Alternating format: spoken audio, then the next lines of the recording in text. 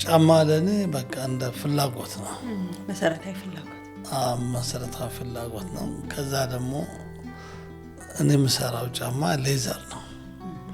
ሌዘር ደግሞ ለሰው ልጅ ተስማሚ ነው። ከምን አንፃር? ከጨርቅ ከጤና አንፃር ሌዘር ንጹህ ከሆነ አይሸትም፣ ሌላ ነገር ካለበላለቅበት በስተቀር።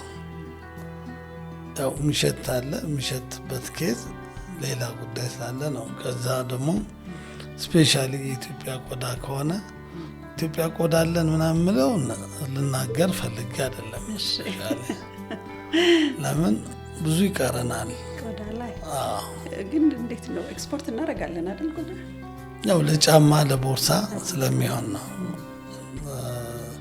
ለምንድን ነው እንደዛ የሚሆነው? ጠንካራ ነው፣ ሙቀት ስላለው ከብቶቹም ያው ስለሆነ ነው።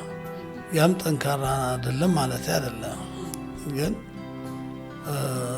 ለምሳሌ ኢትዮጵያ ውስጥ ያለ ቆዳ ባክቴሪያ አለ። አሁን ለምሳሌ የሌሎቹ ታጦም እንትን ብሎም ለፍቶም ገብቶም ወጥቶ ባክቴሪያው የማይሞት አለ።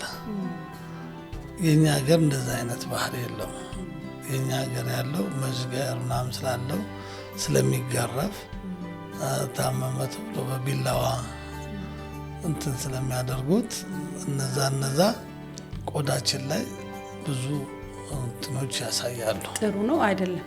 ኳሊቲ አይደለም፣ ኳሊቲ አይደለም፣ ይጎዳዋል።